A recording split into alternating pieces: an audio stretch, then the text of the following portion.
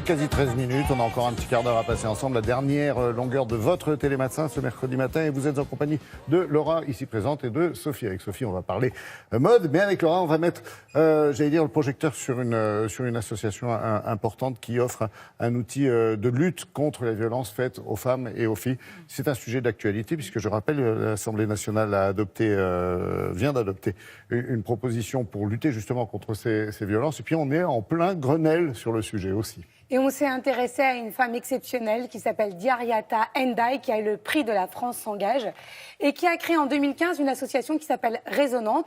Elle-même, à 15 ans, a été victime de violences conjugales et a décidé de libérer la parole parce qu'on sait que c'est quelque chose d'important, que souvent on se mure dans un silence et qu'on a du mal à parler. C'est compliqué. C'est très compliqué. Donc elle est allée à la rencontre déjà de 20 000 jeunes filles. Elle leur a parlé dans les lycées pour les éduquer, en tout cas dès le plus jeune âge, à parler, à s'ouvrir sur ces sujets-là. Et surtout pas uniquement aux jeunes filles qui sont victimes de violences, mais aussi qui sont témoins. De dire voilà, comment on soutient quelqu'un qui est victime, qu'est-ce qu'on peut lui apporter. Donc cette association existe depuis maintenant 4 ans. Et là, elle lance une nouvelle application qui vient directement en aide aux femmes victimes de violences. Je suis allée la rencontrer.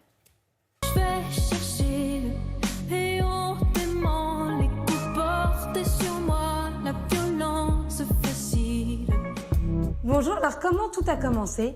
Tout a commencé en 2015. Ça faisait déjà 10 ans que je travaillais sur la question des violences faites aux filles et aux femmes.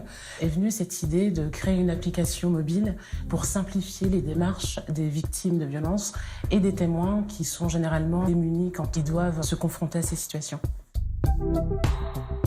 Quelle solution vous avez créée ? J'ai créé l'application mobile Appel. C'est une application qui centralise vraiment toutes les fonctionnalités et tous les services qui peuvent être utiles aux femmes victimes de violences, mais aussi à leurs proches.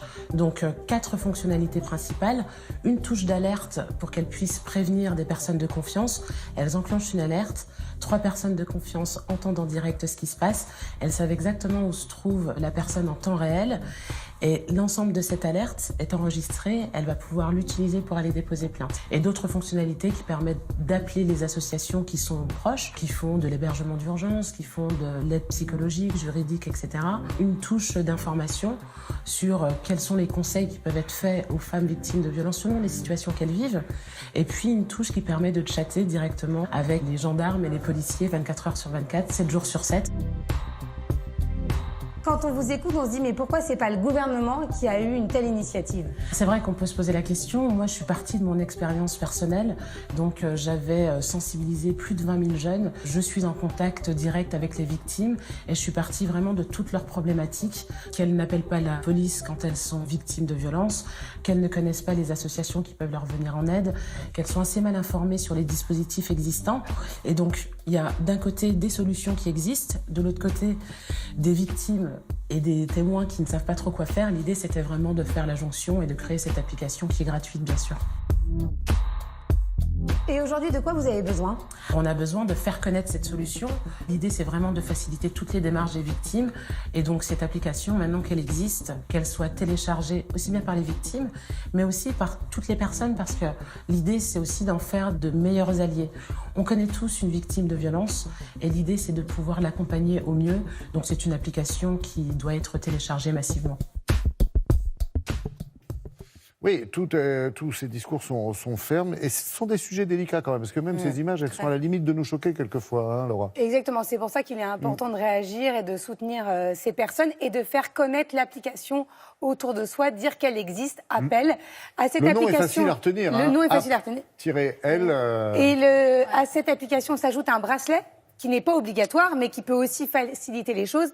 Un bracelet que je porte ici, il suffit de cliquez dessus, double-cliquez pour que l'application se déclenche et qu'elle prévienne les personnes que vous aurez préalablement enregistrées sur l'application. Des bracelets qui sont en vente dans le commerce. Des bracelets qui sont en vente dans le commerce, exactement. L'idée, c'est pas du tout de faire des bénéfices sur le bracelet, mais bien de simplifier la vie de ces femmes battues et violentées. Important de souligner ces 2 outils, hein, cette application, Appel et puis ce bracelet également. Je rappelle quand même qu'il y a eu 121 féminicides, comme on dit, qui ont été enregistrés en France l'an passé, c'est-à-dire en 2018, et qu'il semblerait que ce chiffre soit malheureusement déjà atteint pour 2019, alors qu'il nous en reste quand même encore 2 mois à tenir avant de passer en 2020.